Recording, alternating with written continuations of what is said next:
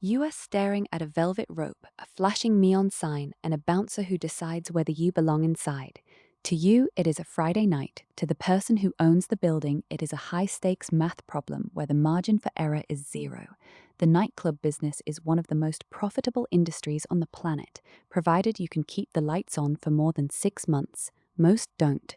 The failure rate for nightclubs is staggering, with nearly 80% of them closing their doors within the first 2 years.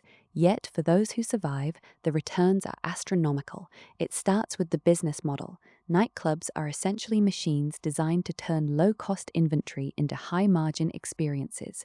A bottle of premium vodka might cost a club $20 wholesale. By the time that same bottle hits a VIP table in Las Vegas or Miami, it is priced at $500. That is a markup of 2,500%.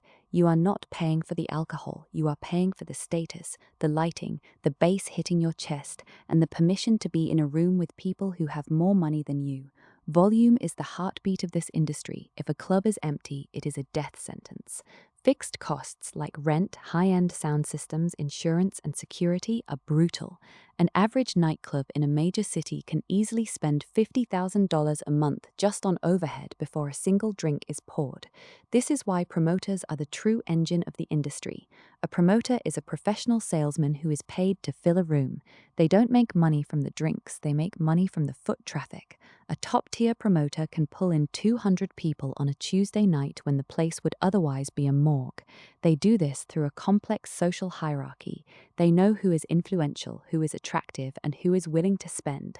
By getting the right crowd through the door, the club guarantees that the big spenders will follow. Then there is the architecture of the space itself. Every inch of a nightclub is designed to manipulate human behavior. The bars are usually placed at the perimeter to force traffic flow past the dance floor. The lighting is intentionally dim to lower inhibitions and mask the grime of 1,000 spilled drinks. Music isn't just background noise, it is a pacing tool. The tempo usually starts around 100 beats per minute during the early hours, gradually accelerating to 128 or higher as the night hits its peak. This rhythm literally dictates how fast the crowd drinks and how long they stay on the floor. But the real money? That is in the VIP section. If the bar is the heart, the VIP table is the brain. In the late 1990s and early 2000s, clubs shifted from being dance-centric to table-centric. This was a revolution. By turning seating into a premium product, owners could guarantee revenue before the club even opened. A VIP table isn't just a place to sit, it is a stage. It signals wealth, it draws attention.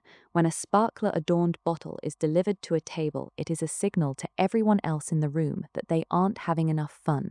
It creates a keeping up with the Joneses effect that drives drink sales through the roof. However, the industry is plagued by the curse of the cool. A club has a shelf life. It is a trend-based business. Once the wrong crowd discovers a spot, the right crowd leaves. Once the right crowd leaves, the revenue vanishes. This is why you see clubs renovate every 2 or 3 years. They are constantly rebranding to stay relevant. It is a cycle of perpetual reinvention. Consider the legendary Studio 54. It was the epicenter of the universe in 1977. Its owner, Steve Rubel, famously said that the key to a good party is filling a room with more interesting people than you can possibly handle. It was brilliant until it wasn't. In 1980, the party ended when Rubel was sentenced to 3.5 years in prison for tax evasion. He had been skimming millions in cash, the easiest currency to hide in a business that deals in thousands of drink transactions every night. That is the dark side of the industry. Because of the heavy reliance on cash, clubs have historically been prime targets for money laundering and organized crime. It is a high-risk, high-reward environment where a single mistake, a fight, a drug bust, a faulty fire permit, can lead to an immediate loss of a liquor license and total bankruptcy. In the modern era, the landscape has shifted again. The rise of the mega club changed everything. Groups like Hakkasan or Tao spend millions on interior design, celebrity DJ residencies, and massive marketing budgets. They operate more like entertainment corporations than local watering holes. They hedge their bets by diversifying. They don't just sell drinks, they sell the Vegas experience. They partner with casinos and hotels to ensure they have a constant supply of tourists who are already in a spending mindset. So, how do they make millions? They master the psychology of exclusivity. They understand that people will pay any price to feel like they are at the center of the world. They treat space as a luxury asset and human attention as a commodity to be traded. But how do they go broke? They lose the rhythm. They forget that the moment a club starts trying too hard to be profitable is often the moment it ceases to be cool. When the vibe feels forced, the people leave, and when the people leave, the lights go out for good. The nightclub is a fragile ecosystem. It survives on the thin line between ecstasy and chaos. It thrives on the human need for connection and the desire to be seen. But beneath the surface, it is just a cold, calculating machine that measures success in milliliters and profit margins. Is the nightclub business a genius model for wealth generation, or is it just a casino where the house wins until it suddenly doesn't?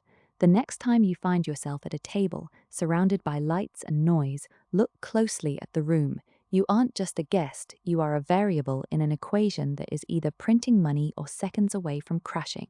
The music will stop eventually. The question is whether the owner will be walking away with their pockets full or wondering where it all went wrong.